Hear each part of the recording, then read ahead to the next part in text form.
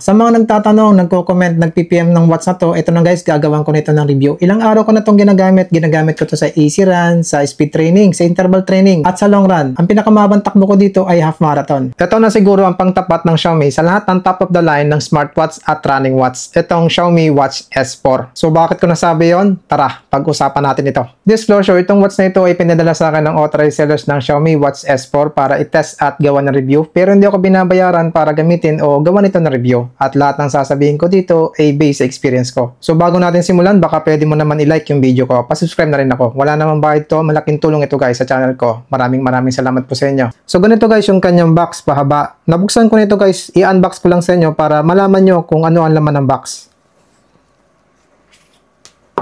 So pagbukas nyo, makikita nyo na kagad itong watch.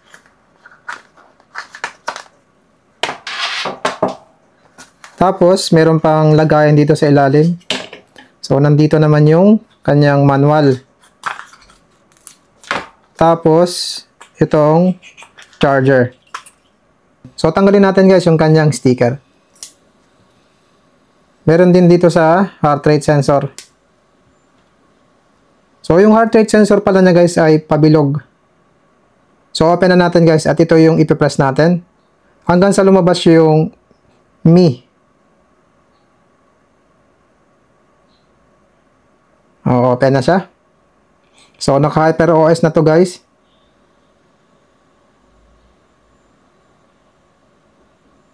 Sa unang pagbukas nyo dito guys, may lalabas ditong QR code. So, ida-download nyo yung Mi Fitness app at i-scan nyo yung QR code nito para magdiretsong open. Hindi nyo ito mabubuksan hanggat hindi nyo dada-download yung Mi Fitness app. Nga pala guys, may dalawang button nito. Itong nasa taas, yung function nito ay pang-navigate. Tapos kapag gusto mong bumalik sa home, press mo lang. Ito namang nasa baba guys para sa power button. Tapos kapag nandito kayo sa home, pag pinindot nyo ito, lalabas yung mga shortcut ng setting. So pag-usapan natin guys kung anong klaseng material ang ginamit nila dito sa watch. Sa website nila, wala akong nakitang details kung anong ginamit nila dito sa glass. So ingat-ingat kayo sa paggamit nyo dito. Kung maaari, lagyan nyo ng tempered glass para hindi basta-basta magagasgas. Itong frame niya guys ay aluminum tapos makintab. Itong nasa taas na to guys ay natatanggal. Tingnan nyo guys. Madidetect din ng watch na tinanggal mo siya. Ayan.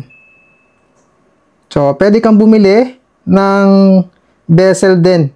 So, hindi ko lang alam kung saan makakabili. So, ganito yung paglagay niya guys. So, dito dapat yung 60 tapos dito yung 30. Huwag yung kakalimutan. O, tapos sabi niya, did you hear a beep? Meron ako napakinggan. So, sasabihin ko yes. Yeah. O, napakinggan nyo ba yung beep? So, parang nag-refresh siya. Yan. Ito yung default watch face niya. Ibabalik ko dun sa mas gusto ko na watch face. So, isuswipe ko lang pakaliwa. So, makikita natin dito yung mga watch face. Tapos, pwede natin i-touch pataas. Pwede rin yung crown. Napaka-smooth guys ng transition. Yan, mas gusto ko to. Sa lahat ng smartwatch at running watch na na-review ko, ito yung merong unique na pagpili ng watch faces. Dahil sa meron itong ganyang animation. Galing ano? Pwede ka pa rin mag-download ng watch faces na to sa kanyang app. Yung strap naman ito guys ay fluoro rubber, tapos makinis siya. Medyo matigas. Tapos may nakalagay ditong design by Xiaomi. Dito naman sa kabila, may nakalagay na 22mm, tapos quick release siya. So kung gusto nyong palitan ng strap, pwede naman. Kapag tinitingnan ko guys yung kanyang display, ang linaw niya. Dahil meron itong 1.43-inch AMOLED display. Tapos yung resolution nito ay 466 by 466 pixel with 326 ppi. Hindi lang yon, meron itong 60 refresh rate. Bukod doon, meron itong 1500 HBM brightness. Tapos kapag nasa peak brightness, umaabot ng 2200 nits. So meron itong 150 plus sport modes tulad ng outdoor running, walking, freestyle, hiking, outdoor cycling, treadmill, jump rope, pool swimming. Tapos dito sa more, nandito pa yung iba pang mga workout. Dito naman sa outdoor activities, meron ditong 11 items. So, meron ditong trekking, trail run, triathlon, skateboarding. Meron din siyang race walk, rock climbing. Pwede rin itong magamit ng mga nagwe-weightlifting. Meron din itong interval training. So, makikita nyo dito yung warm up, training. So, kanina nag-interval training ako. Yung nakaset dito ay 800 meters. Yung rest ko ay 90 seconds. So, 10 set. Meron siyang cooldown. Meron din tong AI pacer. Tapos, pwede mong i-customize kung anong pace ng AI pacer mo. So, pwedeng 4 minutes and 30 seconds. Okay mo lang. Bukod dyan, meron pa itong training state. Makikita mo dito yung progressions. Optimal. Yung fatigue level. Improving ba yung VO2 max ko. Tapos dito, running ability na may nakalagay na 70.5 elite athlete exceeds 99.5% of male runners. Makikita mo rin dito yung training load mo. So, high yung nakalagay sa akin. Recovery time. So, kanina nag-interval training ako at nandito yung summary. Yung distance, duration, average pace. Tapos dito, makikita mo yung calories na burn mo, average SR, yung step, average cadence. Yung vertical ratio, graph ng heart rate zone, graph ng pace, graph ng cadence, graph ng vertical ratio, graph ng vertical amplitude, graph ng GCT, training load, tapos yung recovery time ko. Makikita pa sa app nito yung ibang details. So meron din itong heart rate monitoring, blood oxygen monitoring, stress monitoring, at sleep monitoring. Bukod dyan, pwede niyang i-track yung step mo buong araw at makikita mo yung calories na na-burn mo. Makikita mo rin dito yung moving time mo. Nakaka-receive din ito guys ng mga notifications galing sa phone mo. Pwede rin niya makontrol yung camera ng phone mo at pwede ka rin dito mag-record ng voice mo. Example. Hello po, hi po, good morning po, run safe po. Hello po, hi po, good morning po, run safe po. Big deal ba yun? Big deal yun para sa akin dahil kapag marami kang ginagawa, marami kang iniisip, marami kang gustong gawin, tapos kapag gagawin mo na, sasabihin mo, ano nga yun? Ano nga yun? Ano nga yun? So maganda yung merong record para meron kang backup ng iniisip mo. Ang mga sensor naman ito guys ay heart rate sensor with blood oxygen sensor, accelerometer, gyroscope, ambient light sensor, electronic compass, barometer sensor, at Hall sensor. Sa running naman guys, meron itong 5 GPS satellite tulad ng GPS, Galileo, GLONASS, Beidou, QZSS, at hindi lang yon, meron din itong L5, dual frequency. So mag-expect tayo dito ng maayos ng pag-track sa ating pagtakbo. Sinubukan ko yung GPS satellite ito kung gaano kabilis kumonek sa GPS satellite sa 4 na senaryo. Subukan natin guys kung gaano siya kabilis kumonek sa GPS satellite dito sa open ground. So outdoor running.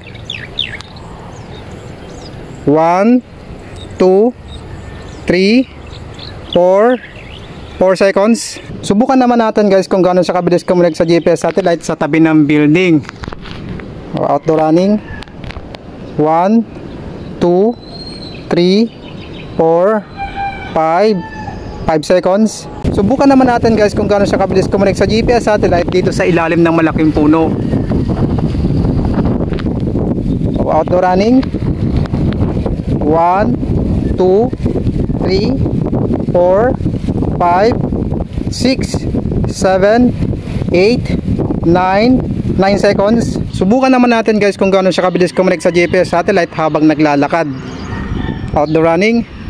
1, 2, 3, 4, 5, 6, 7, 8 seconds. Sa mga music lover dyan, meron itong 2 gig storage na pwede natin lagyan ng MP3 at i-connect sa Bluetooth headphone. Kumbaga, pwede tayong makinig ng music habang nag-workout. Tungkol naman sa battery life nito, meron itong typical usage na 15 days pero depende pa rin yan sa paggamit nyo dito. Sa water resistant naman guys, meron itong 5 ATM. So pag-usapan natin guys ang naging performance nito. Guys, maayos ang sensitivity ng pacing nito. Kumbaga nakakasabay siya kung anong pacing ko. Halimbawa, tumatakbo ako ng mabilis na pace, mabilis din yung pace niya. Kapag tumatakbo ako na mabagal, mabagal din yung pace niya. Wala akong nakitang delay sa pacing nito. Kumbaga mabilis pumick up. Wala akong nakitang flat line sa mga graph nito at hindi ko na-experience kapag tumatakbo ko yung pacing nito ay naka-stay lang sa isang pace. Halimbawa, tumatakbo ko ng 1 km, paiba-iba yung pacing doon na nakikita ko. Maayos din ang pag-track nito sa heart rate ko kapag tumatakbo ko, hindi ko nakikita na naka-stay lang yung heart rate nito sa isang specific na heart rate.